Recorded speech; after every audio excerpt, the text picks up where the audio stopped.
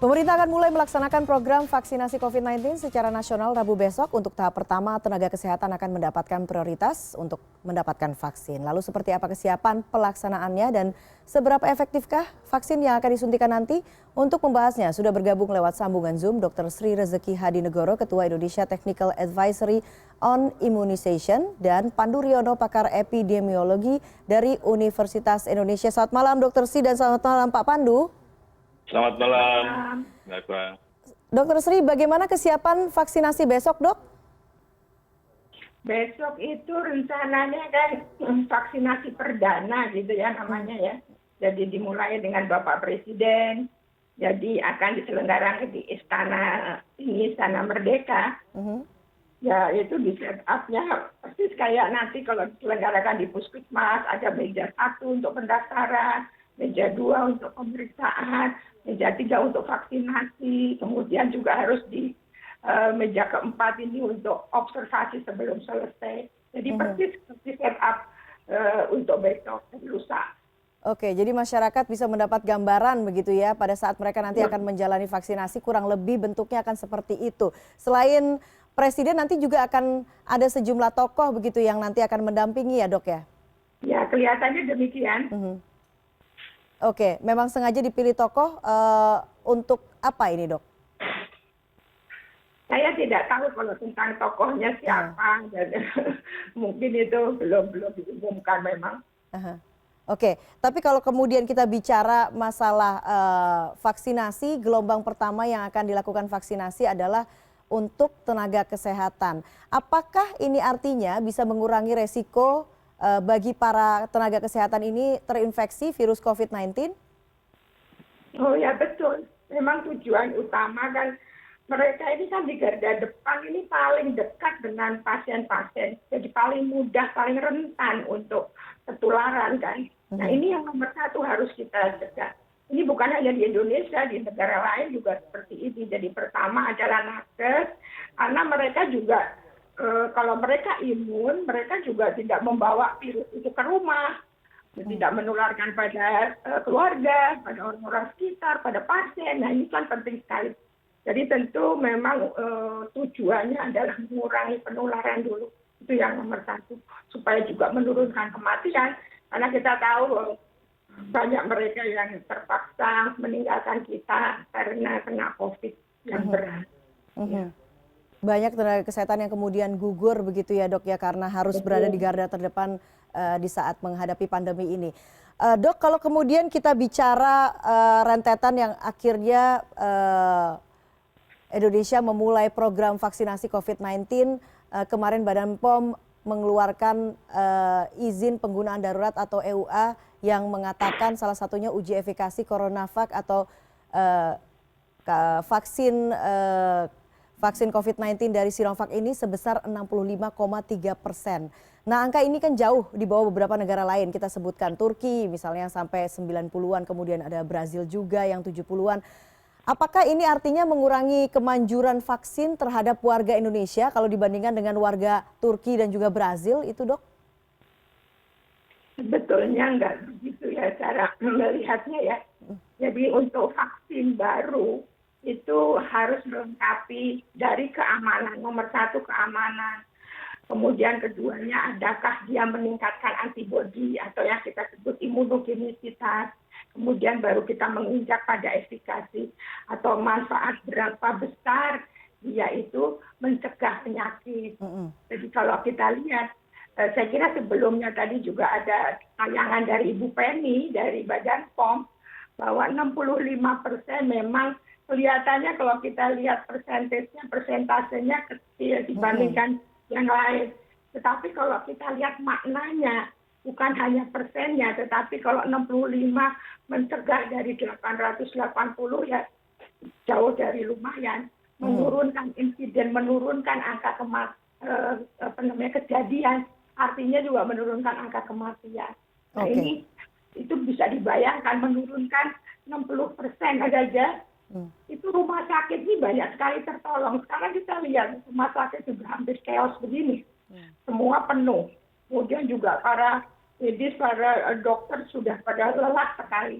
Nah ini juga harus difikirkan begitu, bukan hanya angka itu saja. Kemudian juga cara pengambilan sampelnya pun beda, ya kan? Kalau di Turki itu separuh dari nakes, separuh dari masyarakat. Kalau di Brasil malah seluruhnya adalah nakes. Tentu mereka lebih banyak terpapar, sehingga ya pasti beda lah efikasinya. Kemudian juga ini kan baru interim ya, baru analisis sementara karena darurat 3 bulan.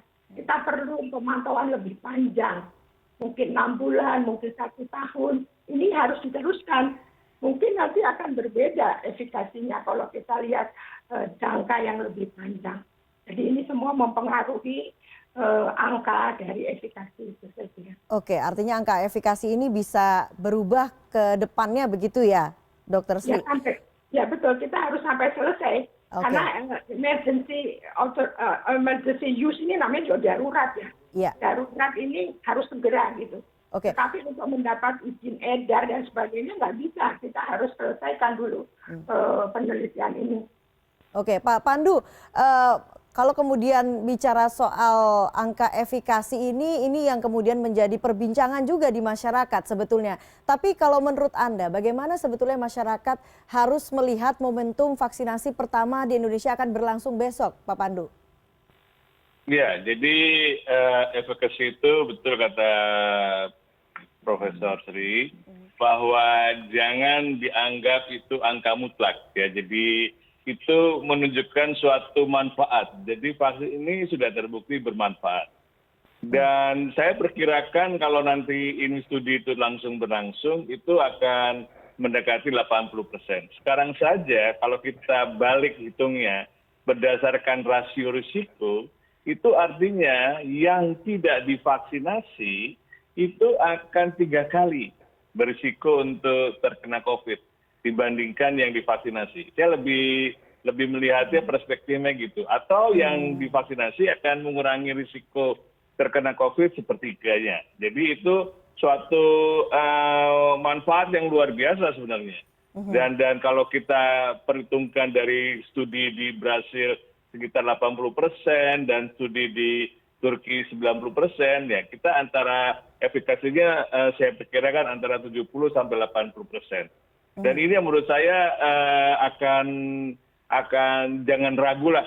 Jadi memang bermanfaat dan aman. Nah, ini yang terbukti. Jadi dua-duanya terpenuhi, manfaat dan aman, dan kemudian kehalalannya juga sudah dijamin. Dengan demikian kalau kita tidak memanfaatkan ini, kita akan rugi sendiri. Dan saya kira akan semakin banyak yang mau menerima vaksin ini, akan juga bermanfaat bagi dirinya dan juga bermanfaat bagi orang lain. Oke. Bahwa kemudian narasi yang disampaikan bahwa dengan divaksin ini akan menurunkan potensi untuk terinfeksi virus COVID-19 ini yang kemudian harus disampaikan oleh banyak pihak begitu ya, Pak Pandu. Betul. Ada tapi masih kita tidak bisa menutup mata bahwa memang masih banyak masyarakat yang kemudian takut untuk divaksinasi. Nah, bagaimana sebetulnya cara yang tepat untuk mengajak masyarakat ini secara sukarela, secara sadar bahwa tahu bahwa vaksin ini berguna untuk mereka, apakah dengan cara persuasif ataukah dengan memberikan sanksi? Kita akan bahas setelah jeda, tetap bersama kami di CNN Indonesia News. Ya, saya lanjutkan dialog. Pak Pandu, kita tidak bisa menutup mata bahwa memang ada sebagian masyarakat yang kemudian khawatir apabila nanti harus menjalani vaksinasi. Bagaimana cara yang tepat untuk mengajak masyarakat ini ikut dalam program vaksinasi? Apakah dengan cara persuasi ataukah dengan cara sanksi? Karena memang sempat ada wacana ataupun memang sempat ada aturannya bahwa memang bagi warga yang menolak untuk divaksinasi bisa dikenakan pidana begitu, Pak Pandu. Iya, jadi vaksinasi itu adalah hak rakyat ya. Sekarang sudah menjelas bahwa kita sudah diberikan hak untuk itu. Dan janganlah hak ini dicampakkan begitu saja karena keraguan. Pada umumnya karena keraguan atau pernah menerima informasi yang tidak akurat. Jadi selain kita menggelar layanan vaksinasi, yang paling penting dan lebih utama adalah harus melakukan komunikasi publik yang masif untuk menjelaskan dengan menggunakan tentunya banyak orang tokoh-tokoh masyarakat, menggunakan semua media komunikasi. Karena saya lebih percaya edukasi dibandingkan penalti. Karena waktu DKI mengenakan suatu sanksi, saya menentang sama Pak Gubernur, jangan pakai sanksi lah. Kita harus mengedukasi masyarakat. Pada umumnya masyarakat itu mau menerima kalau mereka mendapat informasi yang benar. Karena selama ini kan informasinya tidak jelas gitu ya, tidak akurat. Jadi setiap orang bicara dengan informasi yang berbeda. Dengan demikian kita butuh komunikasi publik dan menganjurkan bahwa manfaat yang jauh lebih besar untuk menerima vaksinasi, karena kita seperti saya juga bisa besar atau tua seperti sekarang ini kan karena dulu waktu kecil mendapatkan vaksinasi. Jadi menjadi dewasa karena vaksinasi, karena banyak sekali dulu kematian anak yang disebabkan oleh penyakit yang disebabkan atau bisa dicegah dengan imunisasi. Jadi imunisasi memang mencegah, walaupun tidak sempurna. Karena ketidaksempurnaan berarti kita juga harus waspada.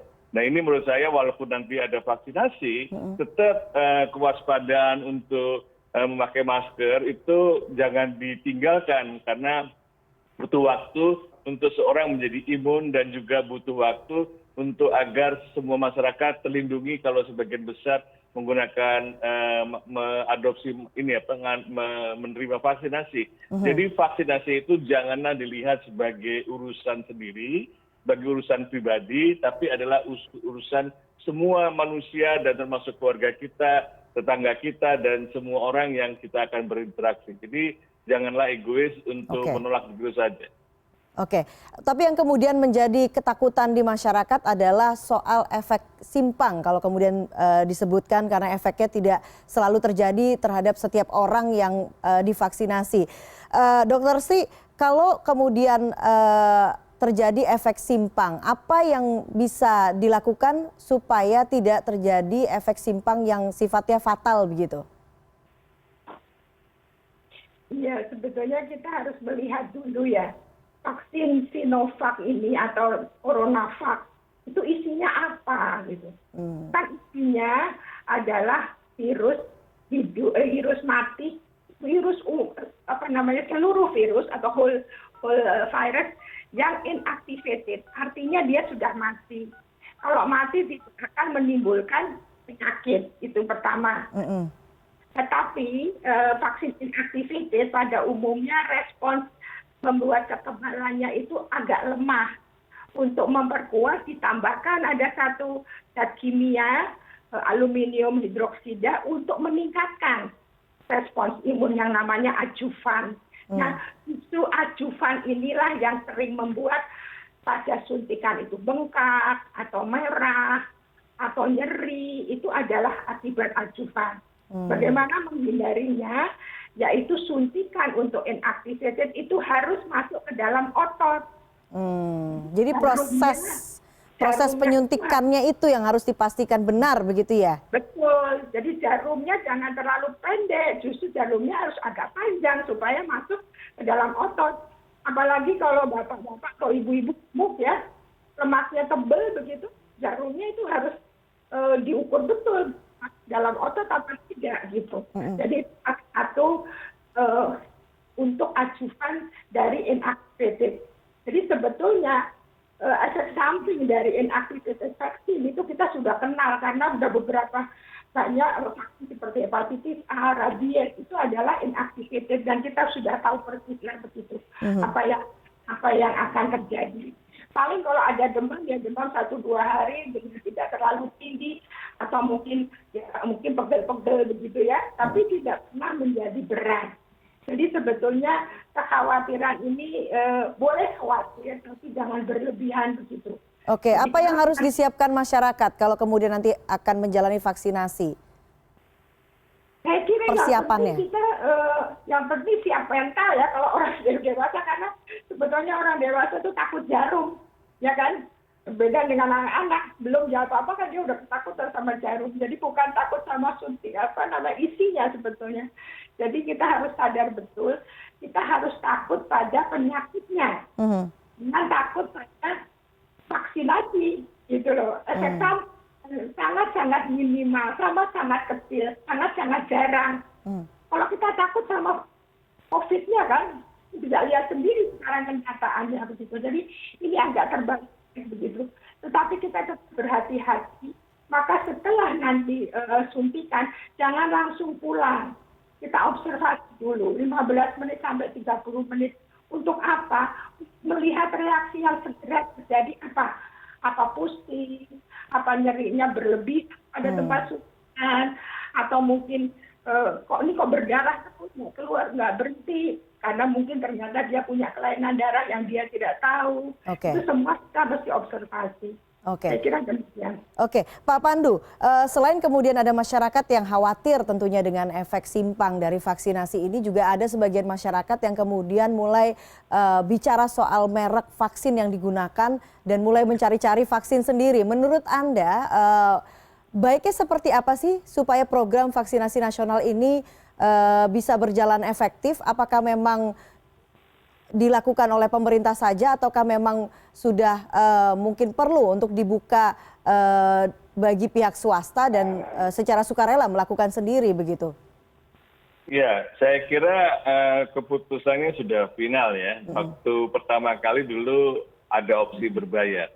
Ya, ini yang mengkhawatirkan adalah opsi berbayar itu akan meningkatkan ketidakadilan bahwa orang yang kaya saja yang nanti bisa akses. Dan ini tidak ada antrian, tidak ada prioritas nantinya. Jadi prioritasnya hanya orang yang mampu membayar. Dengan digratiskan itu niat baik pemerintah itu harus kita apresiasi. Ya, dan semua jenis vaksin itu nanti akan dipilih sesuai dengan kemampuannya dalam pengertian misalnya vaksin untuk lansia gitu kan. Jadi kalau Sinovac belum dimungkinkan untuk lansia, maka dipilih jenis vaksin yang sudah diizinkan untuk pada lansia. Dengan demikian maka semua penduduk berbagai usia akan mendapat akses terhadap vaksin. Bukan merek vaksin, yang penting adalah akses terhadap vaksin. Ini yang sebenarnya harus dipikirkan. Jangan melihat angka efikasi. Angka efikasi itu adalah hasil studi yang pada kelompok yang sangat homogen, yang hanya untuk membuktikan bahwa vaksin itu bermanfaat. Nanti manfaatnya itu akan terlihat jelas ketika sudah diberikan pada penduduk. Nah, itu yang kita sebut sebagai efektivitasnya gimana. Dan itu kan tergantung kita juga gitu, apakah kita memang mampu menghasilkan imun yang cukup dan sebagainya. Jadi janganlah melihat angka, tapi melihatlah bahwa semua vaksin yang sudah dinilai, sudah dilakukan studi, itu bermanfaat dan jauh lebih bermanfaat daripada efek simpang yang tadi sebenarnya hanya ringan dan yang tidak merugikan kita semua. Oke, Pak Pandu, bagaimana kemudian kita bisa mengukur efektivitas dari vaksin atau program vaksinasi nasional COVID-19 ini?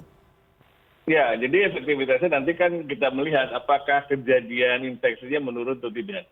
Ya, sekarang kan masih tinggi. Kita harapkan nanti kalau dia memberikan efek perlindungan itu orang yang akan terinfeksi akan jauh lebih sedikit dibandingkan yang sebelum ada program vaksinasi. Nah, ini menurut saya nanti pemerintah juga harus melakukan monitoring, selain monitoring kejadian ikutan daripada program imunisasi ini, dan juga monitoring keberhasilan daripada vaksinasi ini.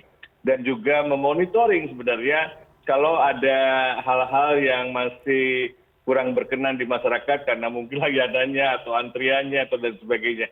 Karena ini kan suatu massal ya, seluruh nasional. Jadi supaya data penduduk yang betul-betul terupdate atau terbarui itu penting. Karena kita tidak boleh meninggalkan satu orang pun yang sudah layak untuk diberikan vaksinasi untuk tidak mendapat akses pada vaksinasi. Jadi ini yang paling penting. Oke, terakhir pertanyaan yang sama untuk Dr. Sri dan juga Pak Pandu. Dengan dilakukannya program vaksinasi COVID-19 secara nasional besok, apakah ini berarti pandemi COVID-19 di tanah air akan segera berakhir? Ke Dr. Sri dulu.